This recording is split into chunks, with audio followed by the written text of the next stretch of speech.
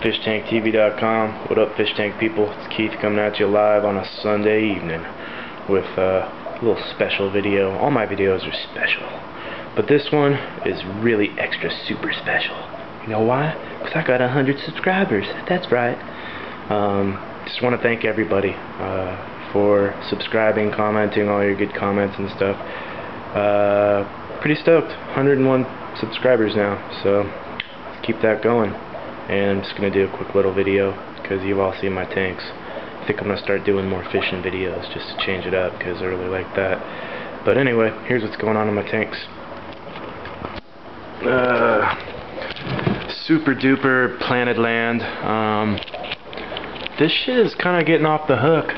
All this stuff, probably last week the Rotala, when I made my last video, was probably about there, and now it's already folding over again for the second time in a month. And you can see like this little thick section here and here. That's all the clippings I actually took from the first time.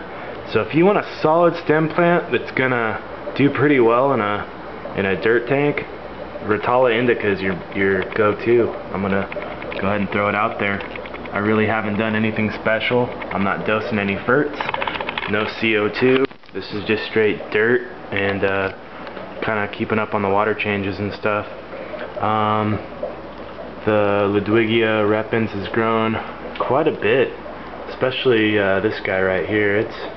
It's grown from about here to here. That's good.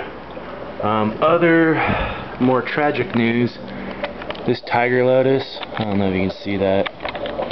Yeah, you can't really see it, but it is right there wedged in that rock. That thing's just hurt. It's down to like one measly little leaf, and I don't know, I'm just gonna leave the bulb in there and hopefully it roots and shoots something up, but I'm not really holding my breath. That was kind of a bust in my opinion, red tiger lotus. And those of you guys who have it in your tank, it looks awesome. I wish I could get this thing to do that. I may try it again, I don't know. Some other things I did, I just moved a couple little stems of the red Crypt Tropica just kind of in front here, so it'll grow up to hopefully about this level and kind of, you know, change it up. A little mid-ground plant right there, because right now all that's there is the Valenciae, and that's it. So that'll fill in. The Parva for the ground cover, I don't know, it's kind of not really doing too much except dying and getting all funky.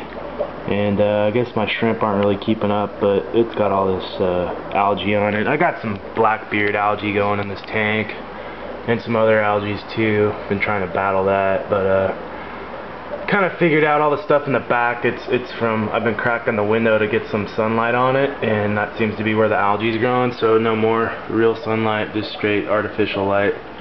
Keep it artificial. Other than that, things are going pretty good. Look at the Vesuvius sword. It's now all the way from the far back corner of the tank. Shot a runner out all the way through, and it's actually almost to the front of the tank. And then here on the other side, here's its other runner. So it's pretty cool.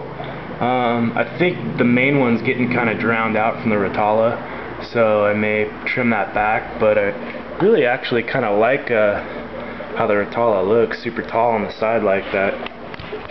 I got a positive ID on 6 Amano shrimp.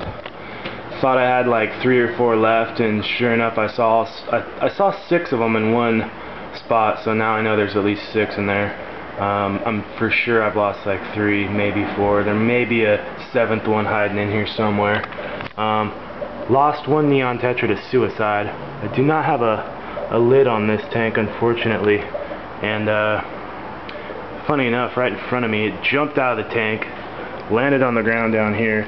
I scooped it up and threw it back in, but I think he just didn't want to live. So a couple days later, he was floating in the back corner of the tank. I do have a little bit of it going on in here. Some of these neons have a couple little spots on them. So definitely picking up some malachite green or whatever you call that stuff tomorrow. And let me know about that. Have you guys dosed any ick medicine in your planted tanks?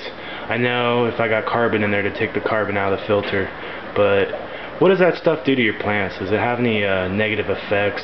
And also on your inverts, because I got the Amano shrimp in there, I don't want to hurt them. So if I have to, I'll round these guys up and throw them up in here, which is a little quarantine tank. These are 5 neons that I picked up last week in quarantine. And they actually have a little bit of ick that developed too. So I'm going to have to treat this tank. So I may try to, God, it's going to be a pain in the ass to round up 3 neons out of this tank to get them in here to treat them. So I don't know, I might just throw all these in here and treat the whole tank. Not really sure yet, but let me know what you think about that. It's a little 5-gallon I picked up. May do a little something with that after all the fish end up going into the big tank. Shell dweller tank, business as usual. Lamprolongi brevis, kicking it. And the other tank in the back you've seen a million times. So that's what's up. FishTankTV.com. Let me know what you think. Also, thanks to everybody, all the support, all the love. 100 subscribers, 101. So keep it coming. Tell a friend, and talk to you next time. Peace.